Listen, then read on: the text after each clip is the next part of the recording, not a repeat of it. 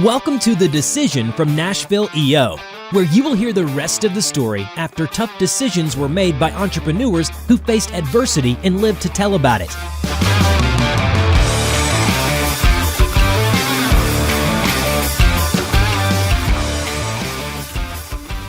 Welcome to The Decision, the official podcast of EO Nashville. This is where we talk to EO Nashville members, entrepreneurs, about the business, the struggles that happen in the course of building, growing, and sometimes even selling businesses, and anything else that happens in life. We use a lot of different processes to pull those things out and help members find solutions to their problems. If you want to learn more, eonashville.com. I'm Eric Jackson. With me today, Mr. Robert Hartline. Thanks again for being here. There's a great intro, by the way. Thanks. I'm mixing it up a little And bit. you included me, too. It's a new thing I'm doing. We're doing the best we can. You know, it's so many episodes that we just fumble the ball, and you're just doing so good. I went back a little while ago and watched the very first one. It wasn't great. Yeah. And I was about 20 pounds heavier, at least. Oh, wow. Yeah. Well, they make you feel a little better. I'm at my fighting weight. Fighting weight. Yeah. How was your summer? Summer is still going on, but I'm ready to get back to work. Yeah. Speaking of, we have a guest with us today. We have a guest. Mr. Steen with Nashville Sports Leagues. Good afternoon. Thanks for joining us. Thank you. Thanks for having me. It's awesome. So awesome so far. It's great. I like this studio. That's right. New studio. It's right here. New studio. Yeah. We're a little bit further out of Nashville. It's 25 minutes to get here, but we got some water outside, and I think this is going to be a good place for us to share great stories. Mm-hmm. And we have a full belly. I know. I just trying to hopefully I don't get sleepy. So, Philip, you're a relatively new member of EO, right? Indeed. This is my first year. Yeah. And previously I also finished Catalyst, so I've been a part of it in some nature. I think I was looking last week, like between Catalyst and being a new member now, 2 years or something. Yeah. Between the two. So that's been both experiences back to back. Yeah. How has it treated you? It's been fantastic. It was better than I thought it was going to be from the beginning. Catalyst, I thought, was a great warm up. Really, it convinced me 100% that this was the right decision for me, for sure. Yeah. How has your business transformed after Catalyst? That's a great question. Not very much. We were doing some practices that were the same. The forum part of it, taking stuff to them, has been helpful for sure. And then listening to my fellow forum members has helped me, make some decisions easier for the business, but not 100% yet. We've been around doing it for a long time. Yeah. When did you start the business, by the way? The February of 2002. So we've been around for a while. Yeah. I remember seeing your stuff way back in the day, like when I was rolling single too. And it was like, man, this is a good place to meet some ladies, maybe, What inspired you to get into that kind of business? Had you seen something like that somewhere else? What? Yes. The industry itself is called sport and social industry. There was a single group headquartered in Chicago, and they had 24 cities that they had operated or were operating in at that time, but they were not. I think Nashville was on the radar. They never pulled the trigger. And when I moved to Nashville in 99, it wasn't here. And after being here for a while, it still had not come. And I felt like there was an opportunity. The parks department was running it. They were not doing all of the stuff we were doing. And the primary thing that they were missing on was the social aspect. They were just running leagues. And I think that's our largest advantage at that time, and still is today, is the community that we provide. We're bringing all these young adults together in sport and social.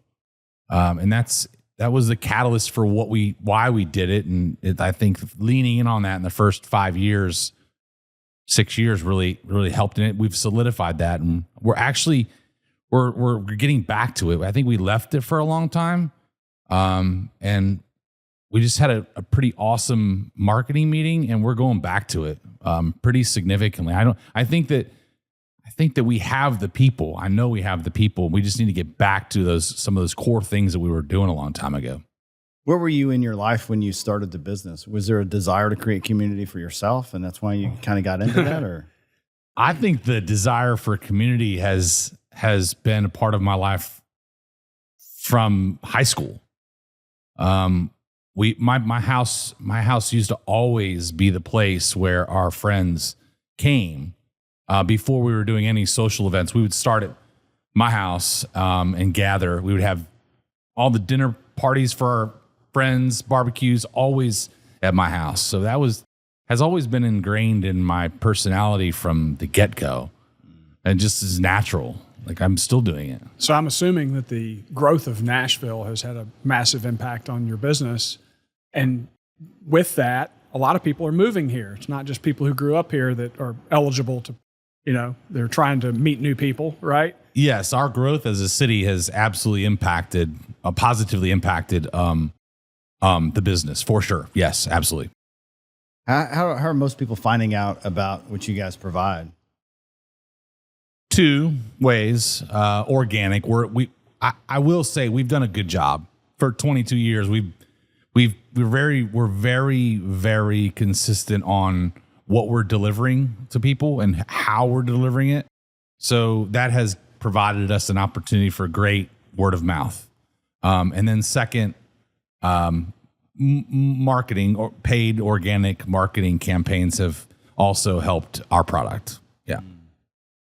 At the end of the day, when you're running this business, what's been your vision for how to go to the next stage? What does that look like going next? I don't know. I think I don't know if it's here in this. I don't think it's this. I don't think this is the city. I think if there's a next, it needs to be multiple cities. Yeah. Because there's only our city, Nashville, is significantly behind in the recreational facilities as it relates to our peer cities. If you look at all of the places that were comparable in size, we are I was having this conversation with representative from Shaw, who does synthetic sports fields. This was yesterday. And that our city does not have one public space that has synthetic turf. So facilities is a bottleneck for you. It is the absolute biggest bottleneck that we have. If you look at our park system, I think there are only 2 or 3 places, multi-use fields, that have lights. Now that's multi-use fields, which is important. So flag football, ultimate frisbee, lacrosse. There's no multi-use lighted fields in the city for that here in Nashville. Oh. Yeah. How far outside of Davidson County do you reach, if at all? We're only going south down to Williamson County to McEwen area, and that's it. That's really where we're going. We go west of Nashville to the nation side. We're playing in southeast Nashville. We're playing as far north as Madison, and then east, and then we're primarily downtown in the core. Yeah. Now, your business model, does it look like signing up for a league sport and they pay one fee and then that's the end of the relationship? No. You pay for what you participate in. So if you're playing kickball, we have 8 leagues through 3 different locations, 4 days a week, and you pick 1 or 2, whatever you want. And you sign up, and you sign up as an individual. So if you're new to Nashville, this is great. If you're new to Nashville, because you don't know anybody, fastest way to meet 14 other people. Wow. Sign up for Nashville Sports Leagues, and we're taking all of those individuals and putting them together on a team. So you're meeting 14 people like that. Right. And I did it with my company. probably a long time ago, right? When you said when we first started? 2016. No, 2014, I think. Yeah. My 10 years. team 10 years freaking loved it. It was so fun. There was so much trash talking, and like to be like, I guess the boss on the field and do stupid stuff, and then beat me or like call me out or whatever. It was so fun. It was a really good team building exercise.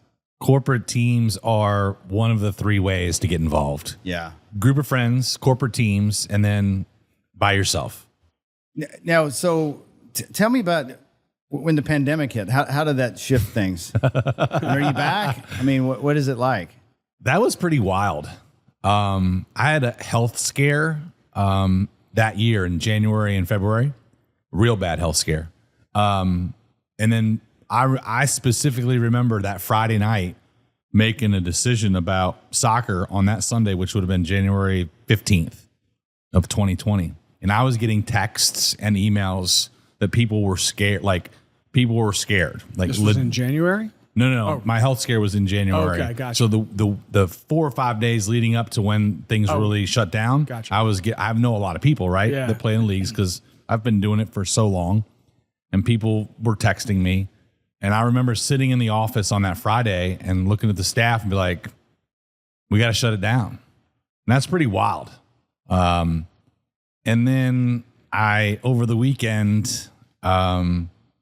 When nobody knew what the heck was going on, right? Like none of us did.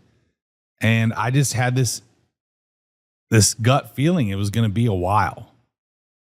And the Wednesday following, I laid every person off.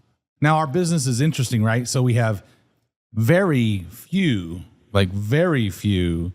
employees. It's 97% contractors, refs, Right. that are working games. But that Wednesday, we laid everybody off, and we shut down. And that was an interesting. So fast forward, 3 months or so? So April, 2 to 3 months, and I was watching people get more comfortable about opening up, and the mayor at the time had a plan. He was going to allow A group to start and B group to start. And it just so happens that we weren't included. Like, not that they'd be thinking about Nashville Sports Leagues, but the idea of getting sports active again was nowhere on the radar. It wasn't talked about anywhere. And so I started emailing his leadership. And it took me probably 4 or 5 emails, and I would email him every 48 hours, every 72 hours, because I wanted to start a conversation. And they finally said that we're not ready to let you guys start. And I said, let's wait a second. You're allowing this to happen, but you won't allow me to play a cornhole league outside where social distancing is easy. You're 30 feet away from your opponents, and then you're 8 feet away from the people across the board. So, and I had a plan. I mean, it didn't last very long, but we had sanitizer. We were wiping the boards down between games. So silly. And spraying the bags. Like, it was pretty crazy. And then we got started with cornhole first, and volleyball was second. And I actually started volleyball leagues before we were allowed. Good for you. I was like, I just don't believe what's happening here. And so I started and I got shut down after a week. So we played 4 days in a row, 4 nights. I bet those people were having the best time. Brought everybody back together. Yeah. So it didn't last long, and then we got shut down. It was an interesting 6 months of how people were re-engaging sports, recreational sports, and what sports that they were comfortable playing. Basketball was the slowest. Yeah. We started a season up this basketball was the last sport, so we were fully playing. And then we shut basketball down. I remember it was September of that year. We shut it down for almost a month because people just, I think it was that wavering time. People just didn't understand it, the virus at the time, So January, it was almost a year, and we were finally seeing comfortability and an uptick in registration. Yeah. And about 4 seasons later, we were past pre-pandemic numbers. Oh, wow. Like roaring past those numbers. Yeah. Since the start, what was probably the toughest about the business in general that you faced, that you had a difficult decision that you had to make beyond maybe the pandemic? I mean, it was kind of in line with the pandemic, I guess. We've had the flood of 2010. We had significant impact. We had a park, softball, 2 fields where we were sold out of leagues. So 6 days, 6 out of 7 nights was Sunday, and then Monday through Friday nights sold out. And 2 of the, when you say debris everywhere, those softball fences are like sieves. Yeah. It was everything, like tire, anything you could think about on those fences. And it happened that weekend in May of that year, and the water had receded quickly on Monday. And I'm listening to people, I'm talking to people. Some sports are already playing, some people were not. And I said, we need to play. We need to get this park back as quickly as we possibly can. And I have a really, really good relationship with our parks department. I didn't even ask. I just went out there got volunteers and cleaned the park, like cleaned every inch of the outfield. And then we just prepped the infield again. And on Wednesday of that week, we were back playing again. And the emails that we got, the people talking, everything was so joyous, so much gratitude. That is exactly what the organization is built on, like how we can get those people together and how we positive impact on them. I will never forget that experience. Yeah. I think it's interesting. There's just not many people doing what you're doing, and it's so valuable for people because, once you get out of high school sports and you're in your life, you just don't have these kind of opportunities to play ball with other people unless they join something like you. Yeah. So who do you actually compete with when you think about what's competing against your dollar? There's two entities, we'll say. There's another sports leagues in town. And they run sports. They don't do anything. They do zero social. And then there's single sports. Like there's a ton of basketball leagues that we compete with. There's kickball leagues, mostly in the suburbs. Most of the county stuff like to do their neighborhood leagues. Yeah. But those are our 2 sports competitions, one entity, and then all these single league operators. There's volleyball leagues we compete against. Nobody's doing only one other softball organization besides counties. But that's who we compete with here in town. Yeah. What's the most popular sport? They're all about the same. Like the big 3 or big 4. Now 5. So pickleball, volleyball, sand volleyball, softball, kickball, soccer. Those are the big ones.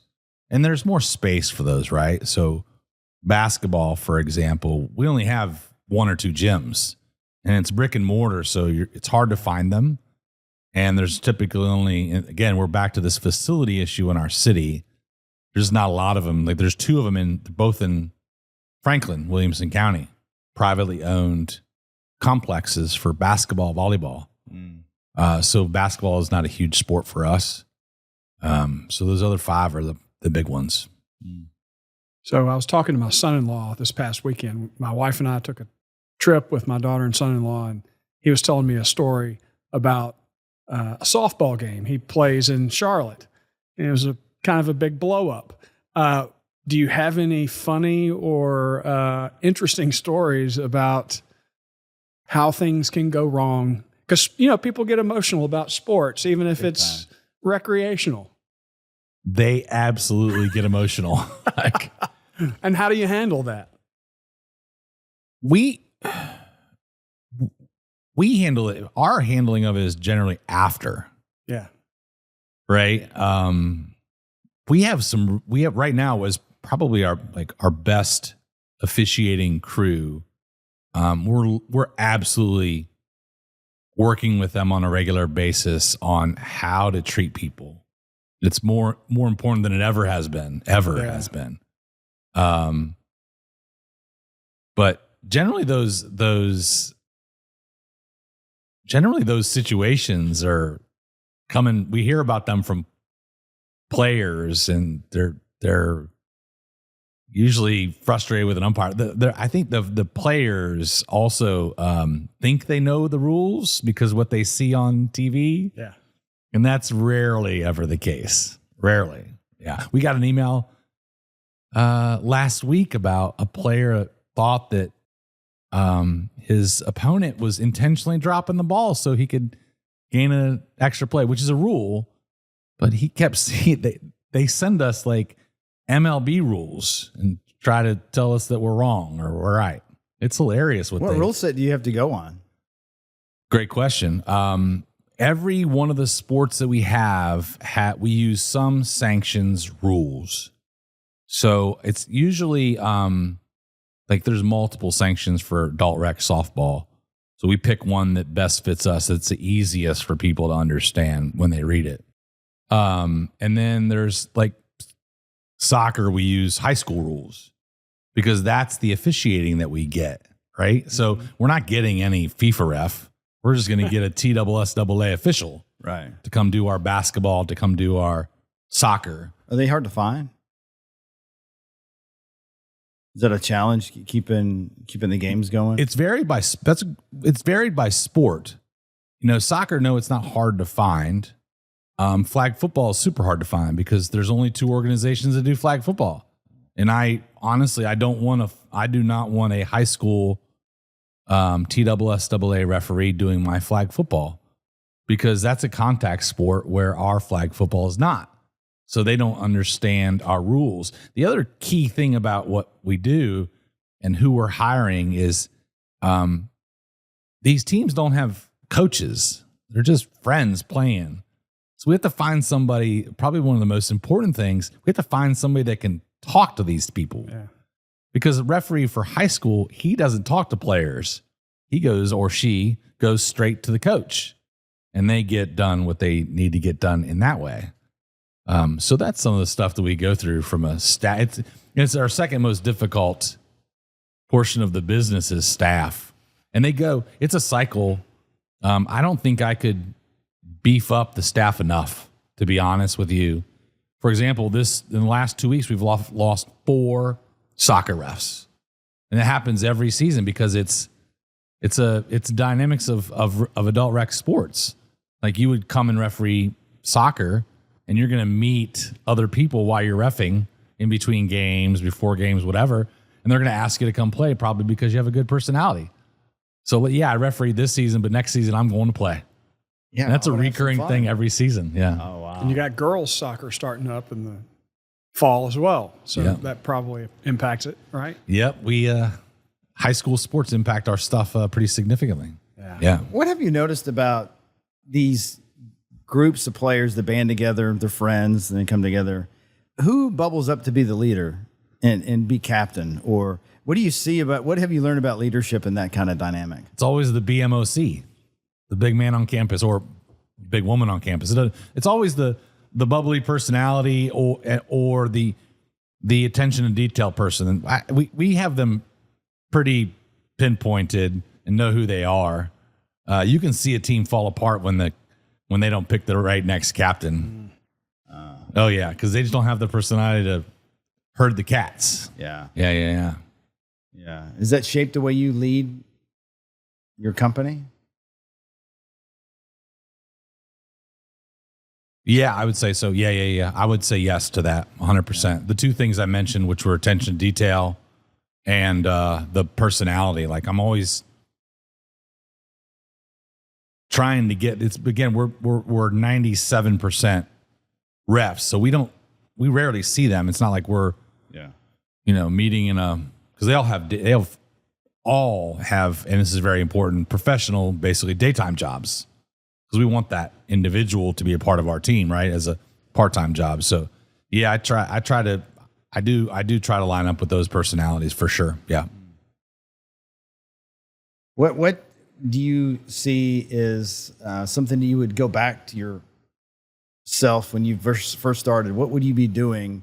What do you tell your younger version of yourself how to navigate business differently, knowing what you know now?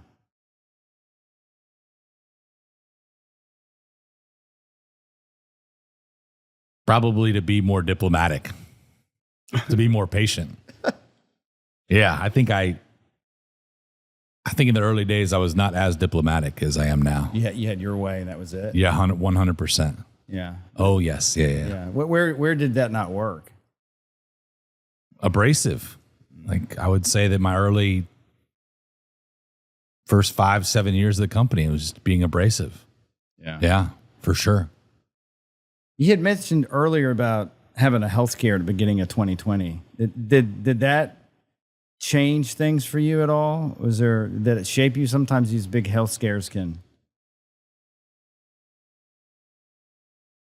Not from only my health, yes, but not the it didn't have a negative, because it was a very significant health scare.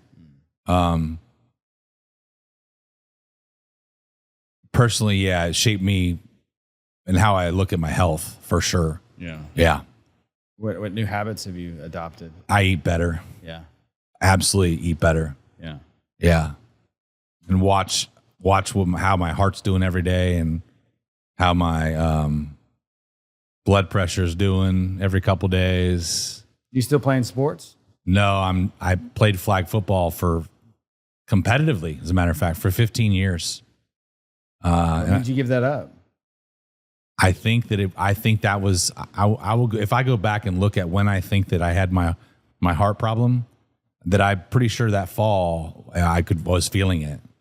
I mean, I'm not a doctor, but I remember a few instances that fall that were impacting me physically. Things you notice about your body. Yeah, absolutely.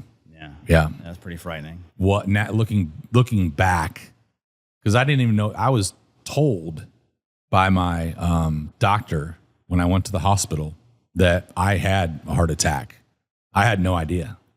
Oh wow! I had no idea whatsoever. That set you back a minute. Yeah, I was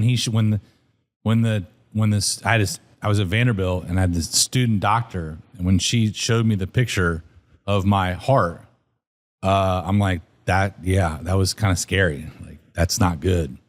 Yeah, it was interesting 2 weeks for sure. I bet. Did it shape how you perceive your life going? Was it like a moment in time, say, hey, I'm going this direction, and now I want to look at some other direction, or what? Yes. But besides just like the health piece, like get my health in gear, like did it give you a different perspective of where you were heading with your life? Yeah. The number one thing it made my wife and I do is get our stuff in order. Yeah. That was 2020. January 31st is when I went to Vanderbilt, and it's all buttoned up now. I'll tell you that for sure. So my health and where we are financially, where we are with our personal stuff, and wills and whatever estates. Yeah, it was scary. I mean, it was scary.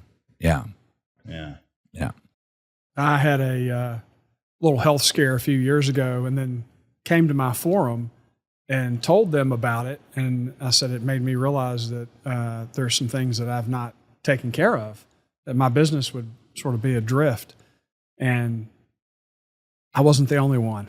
And if you're listening to this, it's something to consider. And we've got some strategic alliance partners that can help you do that. You don't want to. I mean, if you're the one to go, you won't know any different. But somebody else is going to be left holding all the problems. So good on you for recognizing that and taking care of it. Yeah, we have, this is not my personality, so I think from the ideology of it, but my wife absolutely is the attention to detail in our relationship.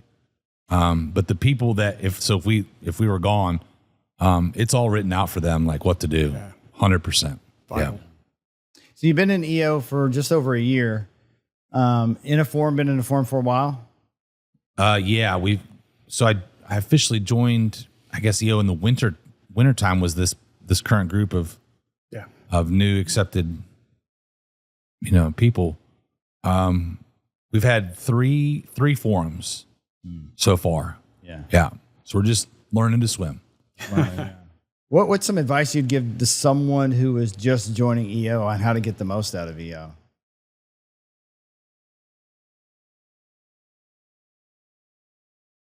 Talk to as many of your peers as you possibly can. Yeah. Get to know everybody as quickly as you can. Yeah. And open up to your forum. Like be vulnerable. Yeah. I still remember the moment that when somebody actually showed some emotion in our one of our forum meetings. It was like the third meeting. I was like, oh wow, okay, this is what I was waiting for. And it really changed the tenor of everybody else's attitude. Has that happened in your forum? You don't reveal anything that's confidential, of course. But sure, absolutely. Yeah, it has happened. We've only had 3 meetings. And no retreat? No, it's what month? This is all. It comes in a month and a half. Oh wow! Okay. Our first mini retreat is a month and a half.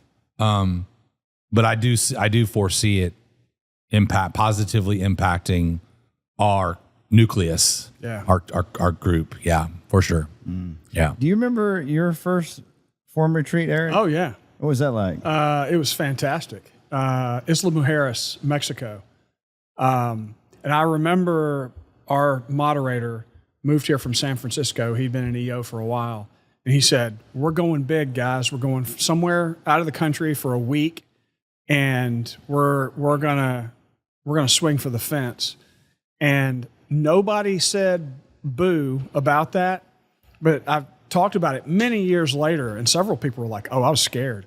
I'm like, I haven't traveled outside the country. How's this going to work? Leaving my family for a week. But everybody felt like, well, he's the boss. He's done this before. This is how it's supposed to be done. So who am I to say I don't want to do it? And it ever since then, we've been all over the world, and we kind of go extra hard. Typically it's a week. We're going to Portugal in September, but your forum retreat is really, I think, where the magic begins. You get trained, you have your few meetings ahead of the retreat, and then you're in another place with a group of people who you kind of know, and then that's when you get to see people's real personalities come out, and it becomes fun. Yeah, my first one was after a year of being in forum, and we went to this place in Alabama, like this little retreat center, and shot shotguns and skeet shoot, and but we rode in a van down there. No, someone drove their car, and coming back, I rode with one of the guys that was driving. He liked to talk on the phone and liked to do business, like while he's and it was like this unexpected bond that occurred with me and another person riding in the car because we were terrified we were going to die. And he's just like on the phone, like shaking deals out, and I'm holding on to the side of the car, like, please don't die. And we would look at each other in the back, and, like, we're not going to make it. And then finally have the bravery go, slow down, like slow down. Because, you know how, like, you're trying to build rapport with people, and sometimes you don't say what you need to say. Like, if you're not in a safe situation, you're supposed to say something. But sometimes we, try to be likable. And it got rid of that because we had to be both aggressive and like, no, pull over. Someone else needs to drive because this is not safe. And but that created a bond with us just in that little scenario. But so We're going to ask a tough one here because you and I had a conversation doing our pre-interview about the possibility of selling the business. And I sense like this emotional roller coaster with this when it came out of your mouth that I thought was kind of interesting. I watched, because we were on video, and I kind of watched your face shift a little bit. But anyways, so we thought we'd hit the record again and like put this together to see what we could shake out, because it sounds like there's a decision you're looking to make. Yeah, I don't know when that's going to be, but it's going to happen. Like the decision is going to happen. But well, let's go back just a little bit. What is the decision specifically? Is it to sell, to recommit, to grow, to shrink? I mean, what in your eyes, what are you deciding about? I think there's a couple pieces of that. The last one was about to grow or shrink. And my personality is we're going to grow. But the problem is I'm trying to figure out, well, first of all, this city, I don't know how much growth there is. Because if I go back and look at our leagues and where we can grow and how we can grow, I think there's a cap. And I would need somebody that has more experience than me and for me to share that stuff with them, like what I see. But I think there's just a cap. There's not a ton of inventory to put people in games. Yeah. Is that right? Yeah. You don't have space. We don't have space. And that includes, do you not have access to high school and public schools or private schools, or is that a dynamic that you've already been down that road? High schools are really, really, really hard here. They're just not wide open. Like the decision maker in a high school to use like a gym, for example, is the principal. And we have one that we use, but more so than even outdoor field space, brick and mortar is less available. So everybody's trying to use a high school. Father Ryan, the stuff south of Nashville, which would be prime areas for us to look at. I've talked to them. I've been connected with their decision makers, and they have more programs than they know what to do with. They need space, frankly. And that's just the brick and mortar space. Like we're built on two pieces, right? We're built on brick and mortar, which handles indoor sports, and then we're built on the outdoor athletic space parks. And there's no this city there's no private entity that has large parks, large multi-use space. It's all public owned. And again, it's behind in its size and what they offer. So that's part of my fear is really how much can we grow it? Is there a desire to growth, or is it a desire just something different, something new? There is a desire for new, for sure. There's a desire for me for new. I've been doing it for 22 years. I can't remember how long this has been, but I've always put a pin in. I need to make sure as I continue to get older, because I can't. Again, it's that staff portion of it. We try to recruit and use staff that can communicate and relate to our participant, right? So it's very, very important to make them have a great experience. And I am out of that. Like I have no desire to go to the park anymore. So again, this has been years, probably 10, 15 years. I realized if we want to stay relevant and stay in touch with those individuals, I would always hire young leadership. So like our director, she is amazing, and she's in her mid-late 20s. We've always, so the new is probably back to that as a piece of where my head is at on it. And the other thing is, the other issue I'm working with on a weekly basis is the participant has changed. And their patience probably is equal to mine has changed. I'll give you an example. This week, we had they're called league coordinators. They're site managers, and we play pickleball on top of a roof on 11th Avenue. It's great. The future there is bright. We've talked to them about actually making true, beautiful pickleball courts on top of this roof. And we had their league coordinator. We had trained him at another location, and we sent him there to work on the first night of this league. And we have all the documentation of what to do when you get there, et cetera, et cetera. He went to the facility, and he accidentally left the key fob in the lockbox. Not a big deal, in my opinion. So he goes upstairs to the roof and can't get upstairs. And he's like, it's not dawning on him that he left the key fob in the lockbox. So we use Slack, and he Slacked us. And I questioned, is the key fob working? And he's like, oh, key fob. Light went off, and he's like, I got to go back downstairs and get the key fob. Somebody emailed us and said, we're here on site. And I don't remember the time of this, but it's between 6 and 6:30. And he goes off in this email about this is ridiculous and blah, blah, blah, blah. And I'm like, the guy forgot the key fob downstairs. I'm like, holy cow. Like, is it really that important? We're talking about a recreational pickleball league. And the guy came up, and I think they started 5 or 10 minutes late. Yeah. And everybody played. Yeah. And so that personality, that way that the participant is talking to us is changed, and it's gotten a little bit more aggressive. That's the best way to say it. Yeah. It's gotten a little bit more aggressive.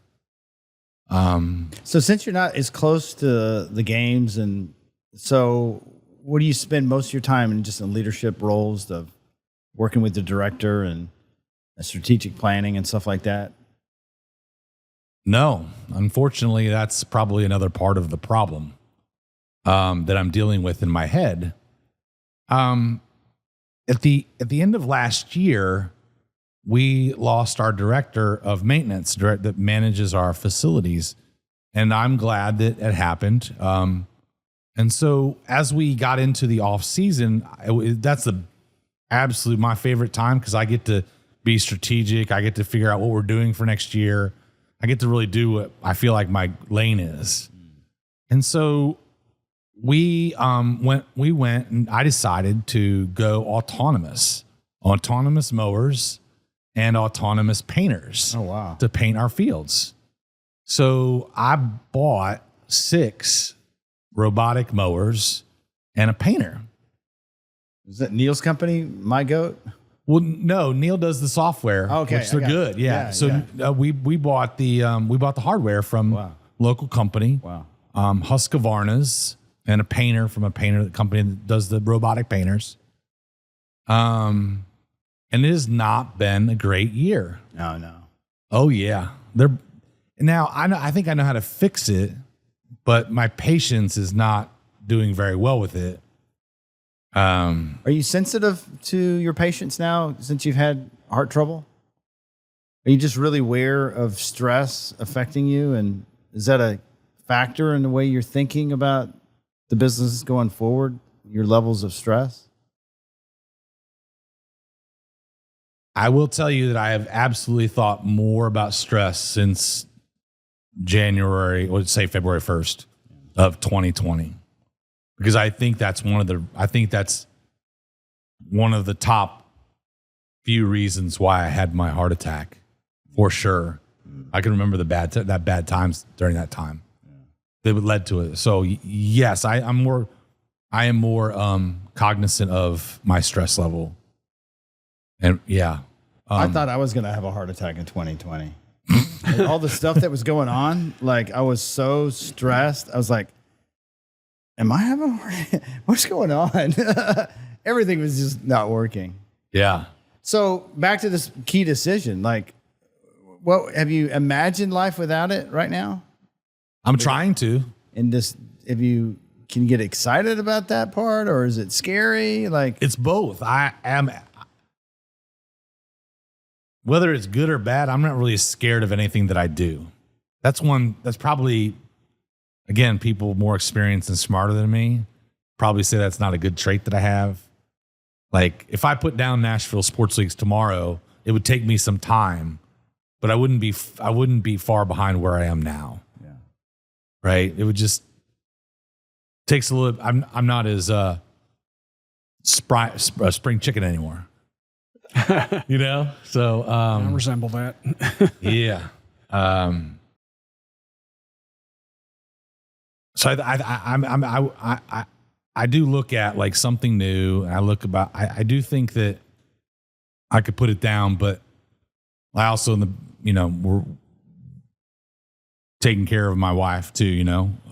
So that I think about that a lot. Making the right decision, talking through it with her. Selling it, what that would look like financially.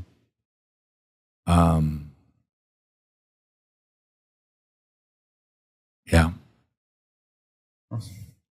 Thank you. Thanks for sharing that. Welcome. What was you had something you were going to ask us? We have a few minutes. Yeah. So I was listening. I knew that you stopped drinking like a year and a half ago. It'll be 4 days, and it'll be 2 years and 4 days. Okay. And I was listening to some early podcasts, and you stopped a long time. I don't know the dates of this stuff. Like 8 years ago or so. Okay. 8 or 9. Yeah. What was the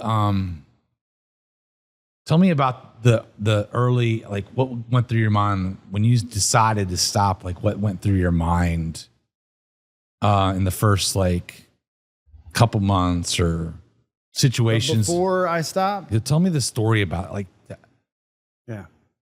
I'm going to tell you. So the reason why I'm asking this is because if I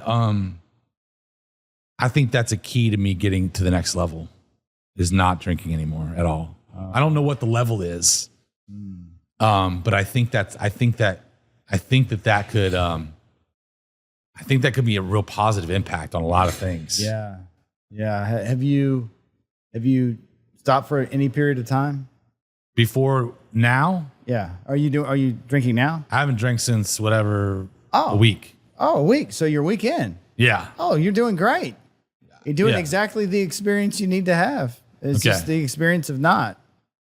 For me, it started with a 30-day sobriety journey. My wife was having an operation. She wanted to do 30 days sober. And the last day, I was like, I'm gonna drink tonight. I knew what I was gonna drink at the bar. Everything. I was ready to light it up again. And a friend of mine was leaving Losers, and got in her daddy's truck and driving up north to Hendersonville, and she totaled her car.